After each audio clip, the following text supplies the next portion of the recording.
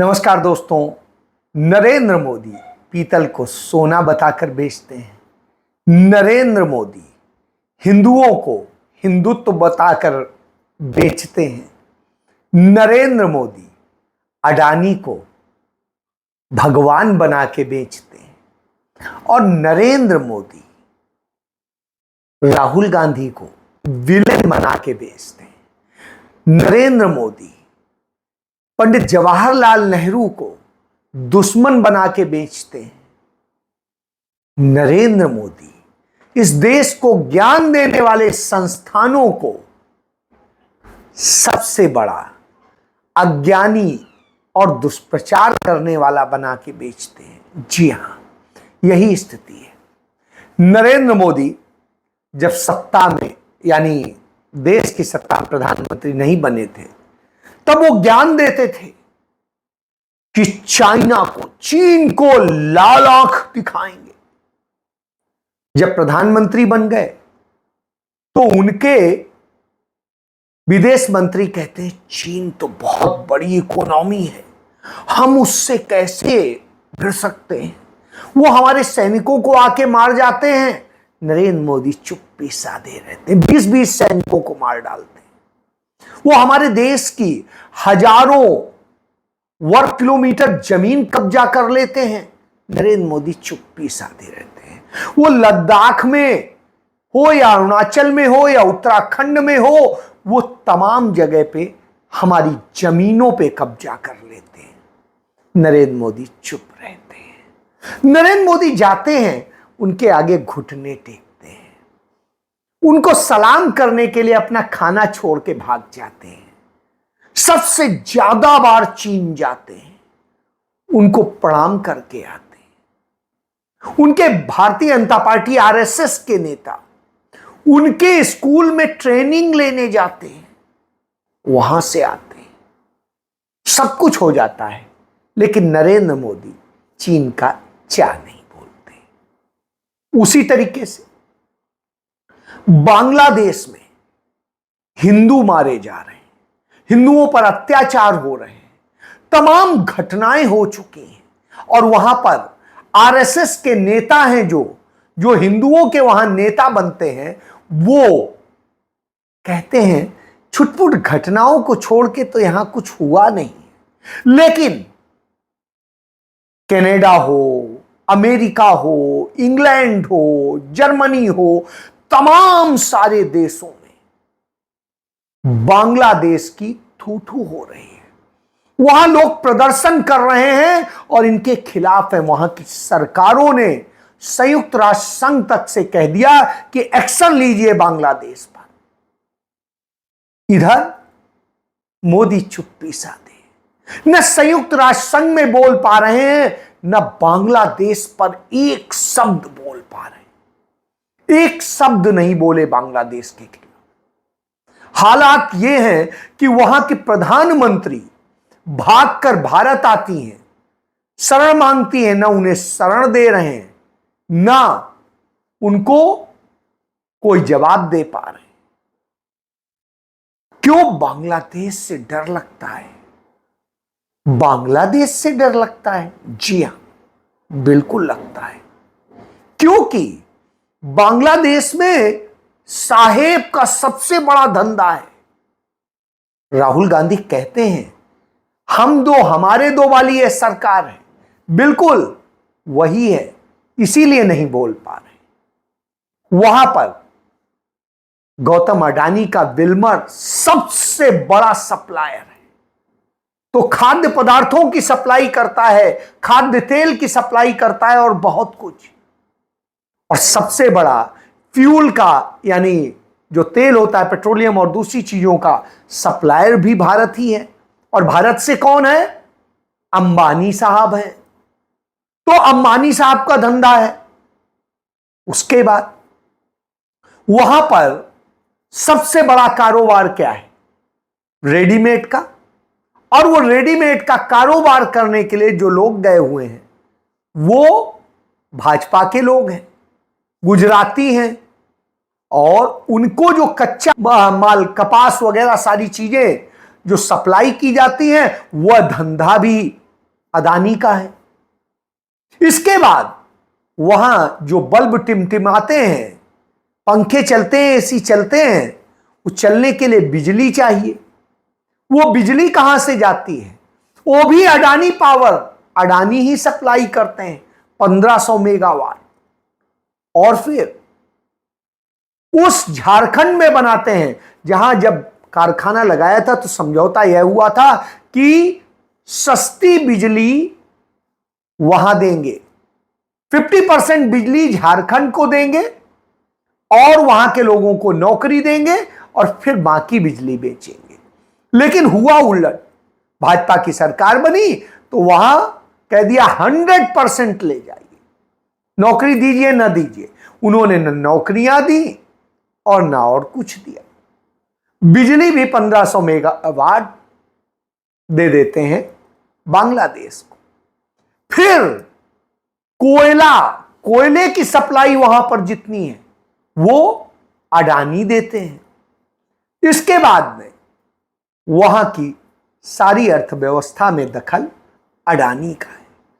जो हल्दिया पोर्ट है, नरेंद्र मोदी ने अडानी को दे दिया और वह पोर्ट हाथ में आने के बाद उसका भी धंधा बगैर बांग्लादेश के नहीं चल सकता, तो इसलिए भी बांग्लादेश जरूरी है। अब आप समझिए, तो नरेंद्र मोदी अब तक क्यों नहीं बोले, इसकी वजह यह है, जब बांग्लादेश के मसले को लेके नेता प्रतिपक्ष राहुल गांधी ने कहा तो सर्वदलीय बैठक बुलाई गई। सर्वदलीय बैठक में राहुल गांधी ने कहा कि जिस तरीके से बांग्लादेश में हो रहा है, देश हित में, देश के नागरिकों के हित में और हमारे समाज के हित में कड़े से कड़ा फैसला लीजिए, हम आपके साथ हैं और कार्रवाई कीजिए। हिम्मत नहीं हुई और नरेंद्र मोदी तो उस सर्वदलीय बैठक में आने की हिम्मत नहीं ला पाए, जो कि राष्ट्रीय मसले को थी, राष्ट्रीय सुरक्षा के मसले को थी। समझिए, इसके बाद वो तुलना करते हैं अपनी नेहरू से और इंदिरा से। इंदिरा गांधी ने यही प्ली लिया था कि पूर्वी पाकिस्तान में, जो अब बांग्लादेश है, पूर्वी पाकिस्तान में मानवाधिकारों का हनन हो रहा है, अल्पसंख्यकों पर हमले हो रहे हैं और हमारी सीमा पे अशांति है, इसलिए हमें हस्तक्षेप करना पड़ेगा। तब पाकिस्तान ने विरोध किया, उसके समर्थन में उतर आए अमेरिका और दूसरे यूरोपियन कंट्री। उन्होंने विरोध किया। अमेरिका ने यहां तक कह दिया कि हम सेना भेज रहे हैं, आपको छोड़ेंगे नहीं।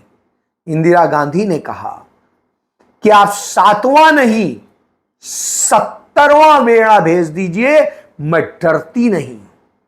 और इंदिरा जी नहीं डरी, अमेरिका उल्टा डर गया और इंदिरा गांधी ने परमाणु विस्फोट तक कर दिया और बता दिया है, तुम हमारी तरफ आने की कोशिश किए तो हम यह करेंगे। बहरहाल अमेरिका ने अपनी साजिश रची।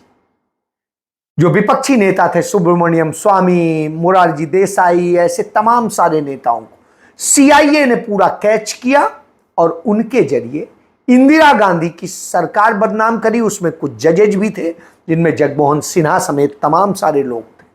उन सब ने जो साजिश रची, उस साजिश के कारण देश को 1.5 साल आपातकाल भी देखना पड़ा। लेकिन इंदिरा गांधी ने देश को बचा लिया, देश के सम्मान को बचा लिया। लेकिन नरेंद्र मोदी क्या कर रहे? घुटनों के बल पे खड़े। उनके लोग कहते हैं विश्व गुरु हैं, डंका बजता है, तो क्यों नहीं बज रहा है? क्यों ये हालात? क्यों नहीं शांति करा पा रहे? इसकी वजह सिर्फ और सिर्फ अडानी है। चलिए, ये तो मैंने एक चीज बताई। दूसरी चीज, पीतल को सोना बना के बेचने का भी काम नरेंद्र मोदी करते हैं और सोना, प्लेटिनम सारे ये बना देते हैं। कैसे बनाते हैं, यह सुनिए। गौतम अडानी की 10 रुपए की चीज को वो 1000 रुपए की जब गौतम अडानी बताते हैं तो तुरंत से भी उस पर मोहर लगा देता है। नतीजा यह होता है कि उनकी 100 रुपए की कंपनी 1 लाख की कंपनी बन जाती है। और जब 100 रुपए की कंपनी 1 लाख की बन जाती है, उसके शेयर निकलते हैं, तो 70 से 80% शेयर अपने पास रखते हैं, 20 से 30% शेयर वो पब्लिक में निकालते हैं और उतने में पब्लिक से शेयर उस रेट पर ले लेते हैं। अब आप समझिए 10 रुपए की चीज 1000 रुपए में ले ली, तो जो 30% शेयर बेचे उससे जो पैसा आया उससे कंपनी की वैल्यू दिखा दी। अब सरकारी बैंकों से, दूसरे और बैंकों से उसी के आधार पर अपनी वैल्यू दिखाकर लोन ले लिया और फिर लूट का धंधा जारी है। सरकार कभी पोर्ट दे देती है, कभी एयरपोर्ट दे देती है, कभी कुछ दे देती है और सब कुछ दे देती है, और वो भी उस नाम पर भी कर्ज उठा लेते हैं कि सरकार को इतना रुपया पेमेंट करना है, वो भी कर्ज पे। मतलब न नून लागे न फिटकरी न रंग चोखा, उस तरह से करते हैं। तो यह है अडानी गलत। राहुल गांधी ने इसको पूरा एक्सरे कर दिया, निकाल दिया कि कैसे मोदी अडानी है और अडानी ही मोदी है, और मोदी असल में नौकर है अडानी का। तो राहुल गांधी को घेरने का काम शुरू हो गया। जब हिंडनबर्ग की रिपोर्ट आई, उसमें वो सारी बातें आ गई जो राहुल गांधी कह रहे थे, साबित हो गई। एक एक बात तथ्य पर है, भले कोई आरोप लग गई, 100% सही है। एक एक चीज सरकारी आंकड़ों के मुताबिक, लेकिन कार्रवाई करने वाला सेबी भी मिला हुआ है, यह बात भी आ गई। अब इस पर जब कांग्रेस ने शोर मचाया तो राहुल गांधी को फिर से एक बार जेल भेजने की तैयारी।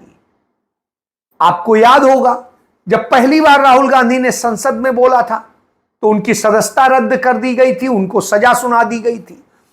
ऐसी सजा सुनाई गई जिससी उस केस में कभी किसी को नहीं हुआ, और वो केस भी किसने किया था? भारतीय जनता पार्टी के नेता ने। पूरा खेल समझिए। फिर इसी तरीके से राहुल गांधी के खिलाफ देश भर में 2 दर्जन से अधिक मानहानि के मुकदमे दायर हो गए। इसके पहले आपको याद होगा 2011-12 से उनके खिलाफ नेशनल हेराल्ड करके शोर मचाया गया। इतने 2011-12 से तब से लेके तमाम बार क्लोजर हो चुकी, फिर उसको खोला गया, फिर क्लोजर हुई, फिर खोला गया और उन्हें फंसाने के पूरे काम किए गए। 55 घंटे 5-5 दिन पूछताछ हुई। उनकी मां से हुई, 3 दिन बीमार मां से, बहनोई सबसे कुछ नहीं निकला, तो कैसे फंसाया जाए? तो फिर से जब राहुल गांधी अडानी पर हमला बोल रहे हैं, अंबानी पर बोल रहे हैं, और नरेंद्र मोदी डर के कारण संसद नहीं जा पा रहे हैं, दूसरी जगह राहुल गांधी का सामना नहीं कर पा रहे हैं, तो भागते नजर आते हैं। तो फिर से ईडी को सक्रिय किया गया है और दूसरी संस्थाओं को सक्रिय किया गया है। कैसे राहुल गांधी को फंसाओ, जेल में डालो। लेकिन राहुल गांधी है कि डरने को ही नहीं तैयार है, और अंबानी का, अदानी का धंधा चल रहा है, उनके लिए सरकार सब कुछ कर रही है। तो हिंदुत्व के नाम पे जो करते हैं वो ये स्थिति। फिर नेहरू से नफरत है उन तमाम संस्थानों से, चाहे जेएनयू हो, चाहे अलीगढ़ मुस्लिम यूनिवर्सिटी हो, चाहे दूसरे जामिया हो, इन सब से नफरत है। और नफरत के बावजूद स्थिति क्या होती है? जब देश में एजुकेशनल इंस्टीट्यूट्स की रैंकिंग जारी होती है और वो खुद नरेंद्र मोदी का शिक्षा मंत्रालय जारी करता है, तो देश की टॉप यूनिवर्सिटी का जब नाम आता है तो आता है Indian institute of science Bengaluru, और उसके बाद सेकेंड नंबर पे आता है जवाहरलाल नेहरू यूनिवर्सिटी नई दिल्ली, फिर आता है जामिया मिलिया इस्लामिया यूनिवर्सिटी नई दिल्ली। तो अब आप समझिए, और जो टॉप 10 है, वो टॉप 10 में सारी या तो बनाई नेहरू ने है, या उनकी डेवलप की हुई है, या कांग्रेस की सरकारों में बनी है। मोदी की बड़ी समस्या है, या तो कांग्रेसियों ने बनाई या वैसे बनी।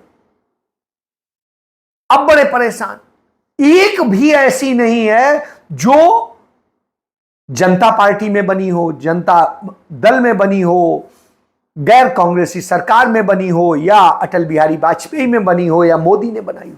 इसके बाद में टॉप इंजीनियरिंग कॉलेज और संस्थानों के नाम आते हैं, और जब टॉप इंस्टीट्यूशंस के नाम आते हैं तो भी आईआईटी मद्रास का नाम आता है। अब आईआईटीज की पूरी चेन पंडित जवाहरलाल नेहरू की डेवलप की हुई, और वही अब भी टॉप पे है। चाहे आईआईटी मद्रास हो, चाहे आईआईएमसी बेंगलुरु हो, चाहे आईआईटी बॉम्बे हो, चाहे आईआईटी दिल्ली हो, चाहे आईआईटी कानपुर हो, चाहे आईआईटी खड़गपुर हो। और इसके बाद जब मेडिकल इंस्टीट्यूट्स की बात आती है तो सबसे टॉप में एम्स आ जाता है, पीजीआई आ जाते हैं। तो फिर वहां पर नरेंद्र मोदी का बनाया या उनके गैर कांग्रेसी सरकारों का बनाया कुछ नहीं आता है। बड़े परेशान हैं। तो जिन नेहरू से नफरत करते हैं उन्हीं के नेहरू के बनाए संस्थान ही देश को की शान बन के खड़े हो जाते हैं। यही तो समस्या है। इसलिए अब इन संस्थानों को कैसे खत्म किया जाए, उनको बर्बाद किया जाए, इस पर विचार हो रहा है। क्योंकि जैसे चंडीगढ़ सबसे टॉप सिटी, तो अब उस सिटी को कैसे बर्बाद किया जाए, जो सिटी ब्यूटीफुल भी कहलाता था, सिटी पीसफुल भी कहलाता था और सब कुछ कहलाता था। आज उसको अशांत भी कर दिया है, उसे गंदगी भी कर दी है, वहां जलभराव से लेके सब कुछ होने लगा है, इस दशा में लाके खड़ा कर दिया है। इसलिए क्योंकि नेहरू का नाम आता है। तो ये नफरत का खेल है। लेकिन इस नफरत के बावजूद राहुल गांधी भी चमक रहे हैं। चमक रहे हैं वो संस्थान जो नेहरू ने बनाए थे, चमक रहा है नेहरू का नाम, इंदिरा गांधी का नाम, और चमक रहे हैं। वहीं मोदी चमका पा रहे हैं अदानी को, अंबानी को और अपने भ्रष्टाचार के मॉडल को, शेष और कुछ नहीं है। तो यह आज देश का सत्य हो गया है। और जिस हिंदू की बात करते हैं उस हिंदू के हित बेच देते हैं। हिंदू पता नहीं कहां जागा है कि वो सच नहीं जान पा रहा है। आज हिंदू मारा जा रहा है और उसे मरवा रहे हैं मोदी। चाइना के आगे लालांक दिखाने के बजाय शरणागत हुए पड़े हैं नरेंद्र मोदी, झूला झूलाते हैं। यह हाल हो गए। तो आप इससे समझ लीजिए देश कहां आके खड़ा हो गया है। और जब ओलंपिक होता है तो सबसे ज्यादा ओलंपिक में पदक नेहरू जी के समय में 21 आए थे, लेकिन नरेंद्र मोदी के समय में ओलंपिक गेम्स में भारत 71वें नंबर पर, 71 नंबर पे पहुंच गया और पाकिस्तान 62 नंबर पे आ गया। भारत सिर्फ 6 मेडल लाया, एक भी गोल्ड नहीं, एक सिल्वर और बाकी कांस्य। उसमें भी 4 हरियाणा लेके आया, जिस हरियाणा से नरेंद्र मोदी को नफरत। तो इससे आप सच समझ लीजिए कि देश को कहां झोंक दिया है मोदी ने। जय हिंद।